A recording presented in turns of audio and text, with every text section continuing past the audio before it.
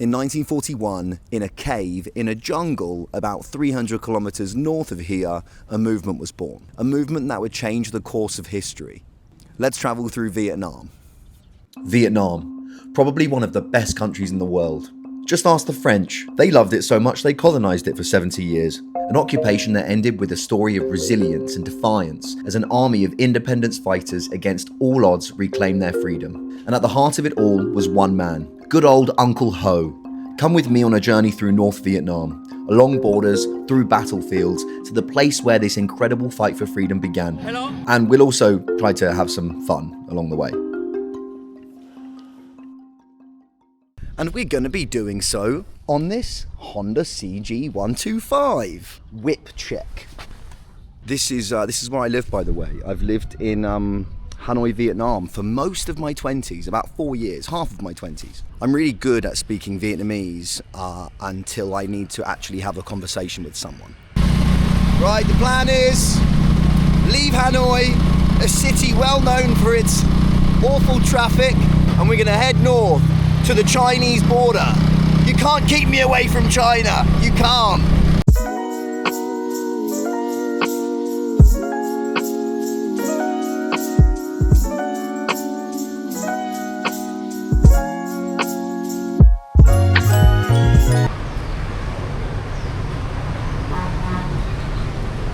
Vietnam is the home of many things. Ho Chi Minh, the Ha Giang Loop, the Banh Mi. It's also the home of the world's cheapest beer. I just spat all over the place. Bia Hoi? Bia Hoi á? Bia Hoi? Một cốc? Chỉ có bia lon lạnh thôi. Không, Không lấy. không Bia Hoi? Không lấy, nữa lạnh đâu không lấy. Okay. Uống lon nhá, lon lạnh nhá. They don't have Bia Hoi. If you ever see a sign for Bia Hoi, it's basically fresh beer that's locally made every day and then delivered around the areas. And it can cost as little as about 15 cents, 15, 20 cents a cup. But they don't have any. Không. Ngon mà. Translate. Dạ. Đừng thổ lộ về làm nhá. I don't know. Không. Uống một rượu. Okay? Okay. Không. Okay. I don't know. Crazy drunk man. Tên là gì? Peter Zong here has invited me to have a tuk lao with him. My name is Mike. Michael.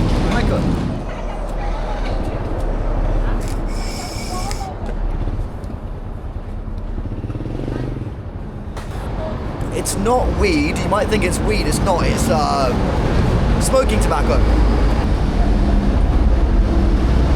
Do I need to buy some army gear? Right! Now we're looking like a Viet Minh. Now we can start thinking like the Viet Minh. In about 2 hours, we're going to be at a place called Lang Son, right on the border of China. Very strategically placed. It was a major stronghold for the French army during the First Indochina War.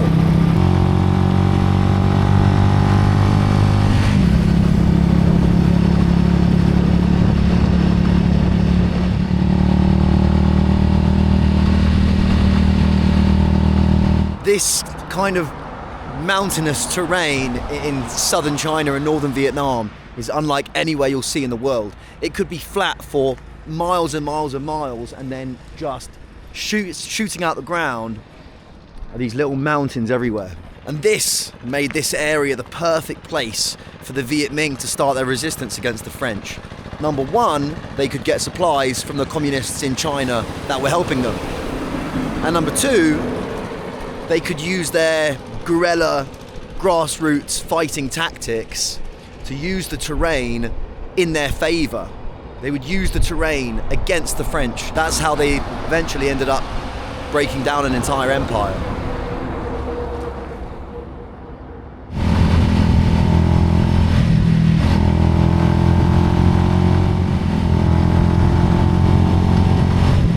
This jacket is perfect if you don't want to be seen, but it's not perfect if you don't want to freeze your absolute balls off. Vietnam, especially the north of Vietnam, gets really cold December, well, end of November, December, January. So if you're planning a trip to Vietnam, thinking, oh, I've got my bikini and I've got my shorts, if you come via Hanoi in the north, bring some warm clothes. We are not the tourist destination. I know. Yeah, but I don't know. Here many foreigner come here. Yeah. Because, like they go to Ha Long Bay or they go to Cao Bang. And they stop here. This one is like stop. They stop for one Yeah. night on the Yeah. road trip. Yeah. I like your vibrating chair. Look at that. After a long day. Pay 30 for 15 minutes. 30,000 for Yeah. 15 minutes on the Yeah. vibrating chair. Fantastic. They've got a vibrating chair at this place. So you're an English teacher and you also have a hotel. Yeah. The name of our homestay is come by my husband and my name, So what's your husband's name? Hayden. Hayden. Yeah. Where's your husband from? Vietnam. From Vietnam? It's an English name, Hayden. Yeah, it's an English name because it's easier for foreigners. What's your for- Vietnamese name? Ha. Ha. Yeah, Classic. Vietnamese name is Vân. Vân. Yeah. What's your name, dude? You are my son, Louis. Louis. That's a cool name, bro. Right. See you later, everybody. See you, dude. Bye, guys. That's so sweet. So the lady that runs that homestay, she's an English teacher. She's teaching all the kids English just then. I used to be an English teacher here in Vietnam. And sometimes I miss it. Most of the time not, though, because it was fucking awful a lot of the time.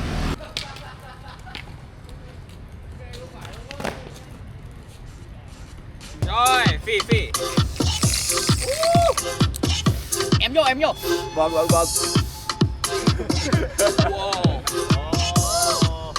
Oh, so 2 tuổi. 17. Yeah. 17. 33. 23 or 33. You're older than me, bro. Wow. You're a dancer? Fuck yeah. Cool, man. You're a locker. See, whereas teenagers in the UK would be sitting here drinking really cheap cider, teenagers in Vietnam drink iced tea and dance. These guys showed me this really cool dance, but unfortunately they used a very popular disco song from the 80s, which is definitely copyrighted. So enjoy it instead with some lovely royalty-free bossa nova music.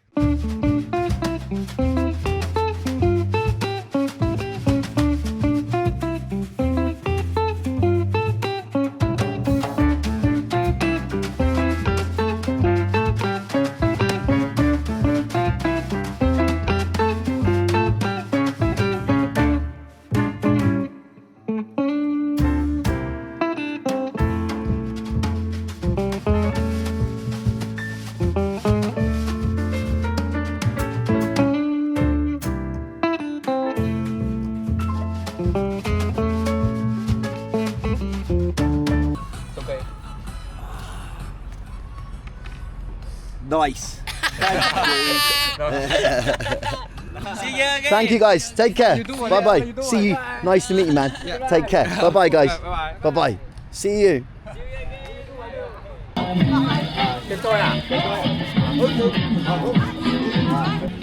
Một chút. Kung fu là còn cái gì? Kung fu? Me and you? Trung Quốc à? Oh, không kung fu. Little kung.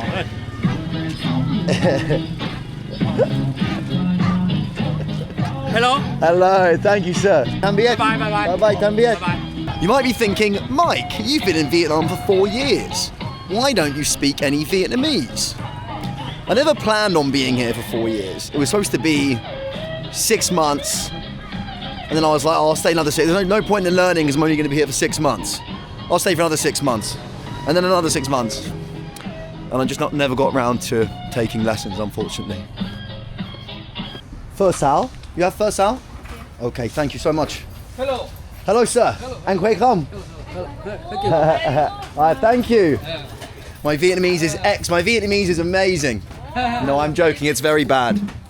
Thank you so much. Xin cảm ơn. Chị ơi, xì dầu. Cảm ơn. So pho, obviously pho is the national dish of Vietnam, and it's the noodle soup, beef noodle soup, chicken noodle soup. If you ask for pho sao, it means fried pho noodles, and you will not find better Vietnamese food than at a place on the side of the road with little red plastic chairs. Sinkamun, a little bit of soy sauce.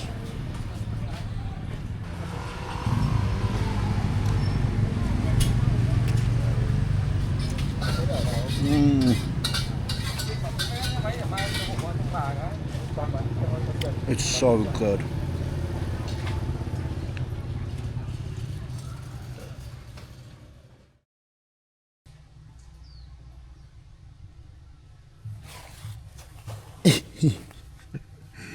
In the late 1940s, during the First Indochina War, the French maintained control over key stretches of northern Vietnam, close to the border of China, aka the Route Coloniale 4, which is the road that we've been driving on the past day.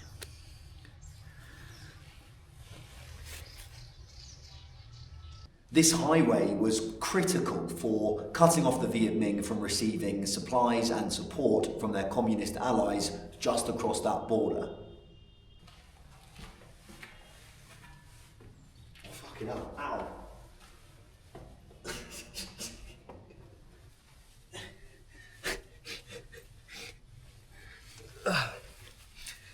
But in 1950, everything changed. The Viet Minh launched the Border Campaign, a bold operation aimed at driving out the French forces and reclaiming the borderlands. Their goal was to reopen vital supply lines between them and China and strengthen their fight for independence. God, I could never be a fucking soldier. And a key element of that entire operation was the Battle of Dong Quai.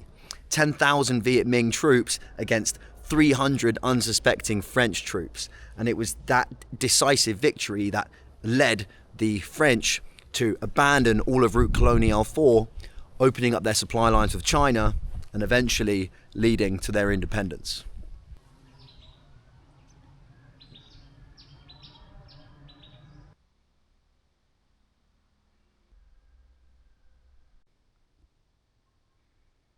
But I need to get back on the road. We're going to Pac Bo in the north of Vietnam. We're actually going back in time. We're going back in time 10 years from when this battle took place to a cave. It's a cave where Ho Chi Minh lived in and formed his vision, made his vision a reality for an independent Vietnam.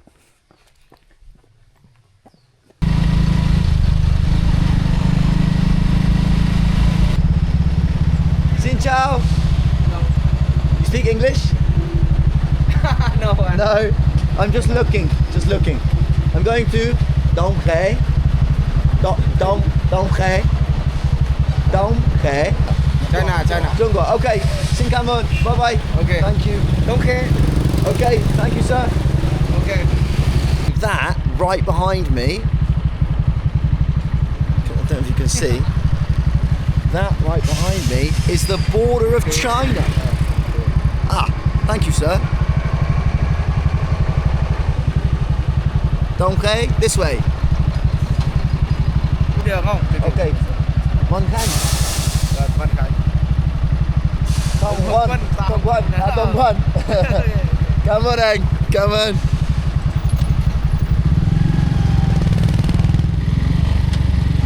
That was the border of China. Just about 100 meters there. You'll be in China. Everything will be bloody Chinese. We love a bit of China. That guy, that army guy, he had his name on his jacket, and I've got this could be a legitimate army person's jacket because it's got a name on it. Ta Dong Quan. Ta Dong Quan. Ta Dong Quan. I hope he didn't die.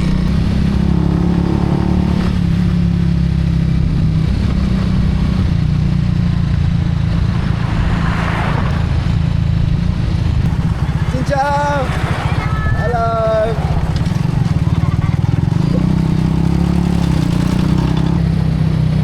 Hi. How are you? Yeah, good. Be safe. Be safe.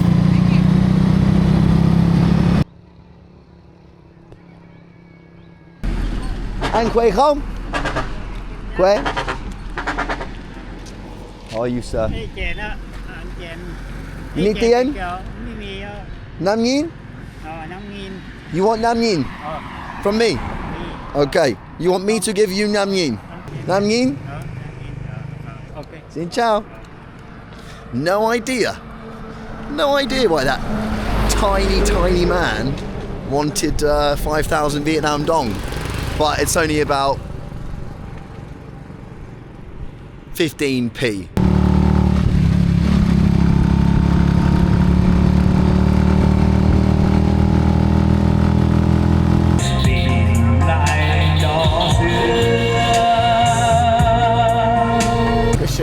Look at that. There's a chap here in rural Vietnam that speaks German. Germany. Speaks fluent German. Where can I find some good food? You got us here in Lumber. Yeah. Go to Lumber und dann geht's. Okay. Dann geht's hier. Dann geht's. Viel Essen. Okay. Ja? Danke. Guten Appetit. Dankeschön. Let's have a look. I'm going to come around here. I will have Kum is rice. Tiếng Việt là gì? Đậu. Một thịt. Okay. I'll have some lac peanuts, and some vegetables. So Vietnamese food, you think of pho, you think of spring rolls. Well, this is called com bin zan, and it literally translates into affordable rice, or workers' rice even.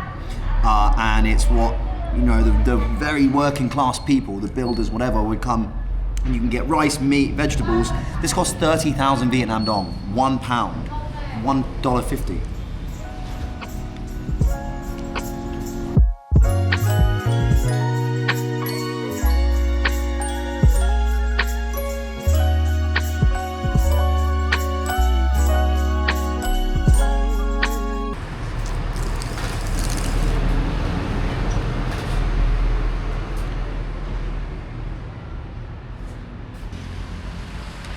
Everywhere you go in Vietnam, you'll see this communist propaganda everywhere. I've just translated this one. The whole party, the whole people, the whole army strive to soon bring the resolution of the 13th National Congress of the party into reality. Now that's a modern day piece of communist propaganda. But the Viet Minh were masters at propaganda, and they would use it against the French. They would put out leaflets, they'd put out posters, they would hijack radio channels in order to put across this message of the futility of fighting against a unified nation like Vietnam. And it really got inside the head of the French. You know, they were saying, go home. We don't want you here. This is our country. This is the people's country.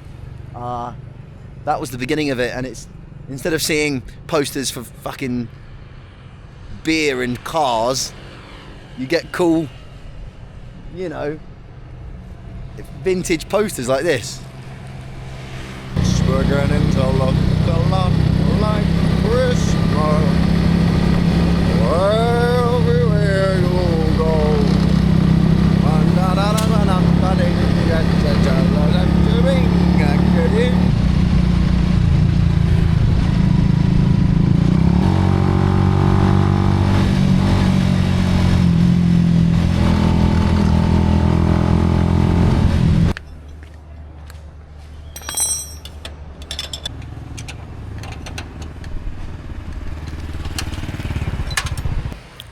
Got a flat tyre.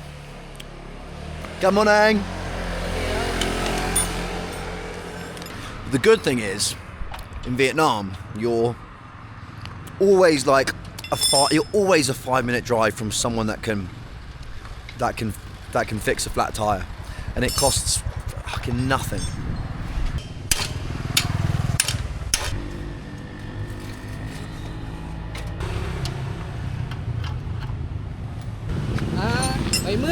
By me. 70.000. He's done a really good job, and he stopped all of his work to help me. I'm going to give him a massive tip. Thank you, sir. Come sao. Anh, anh, come. No. Come on. It's tip. Thank you so much. Xin cảm ơn. Cảm ơn. Thank you, sir. We are about 9 kilometers away from arguably the single most significant point in Vietnamese history, modern Vietnamese history. And it just so happens it's a cave in a remote village.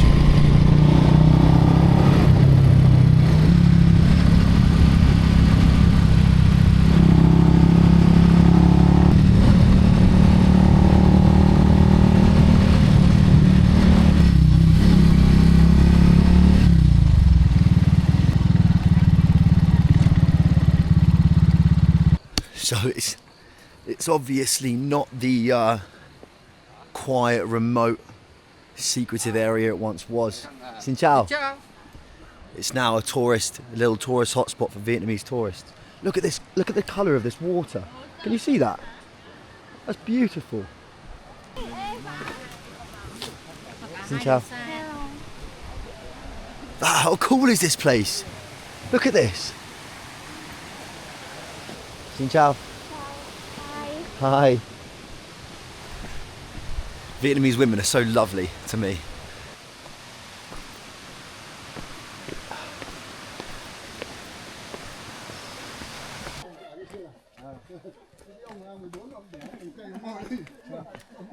I'm sure that to a lot of the Vietnamese, this site is like a pilgrimage.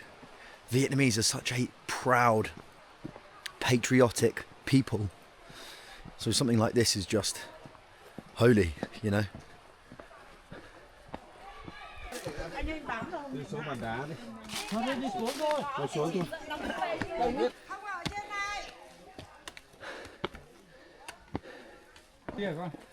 Wow.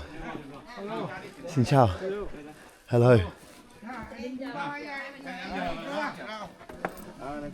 In my head I was like, this is going to be a tiny little cave with no one there. Wow.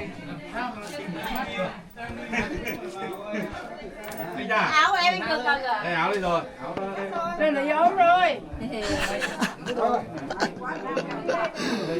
Fucking hell. There goes the chance for a peaceful ending.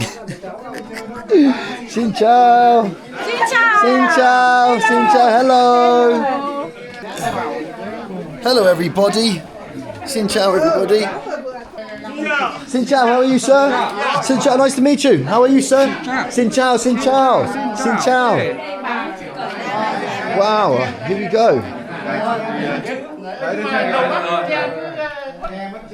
Look at all these incredibly proud Vietnamese people. How proud they are to be here. There's not a lot of in-your-face religion in Vietnam, but what there is a lot of in-your-face of is the patriotism, the pride they have for their own country. Okay, I think I just happened to be here in the same time as a tour group. Is it empty now? For 30 years, Ho Chi Minh was exiled in Europe and the Americas, where he worked as a cook, worked as a sailor, advocating for Vietnam's independence.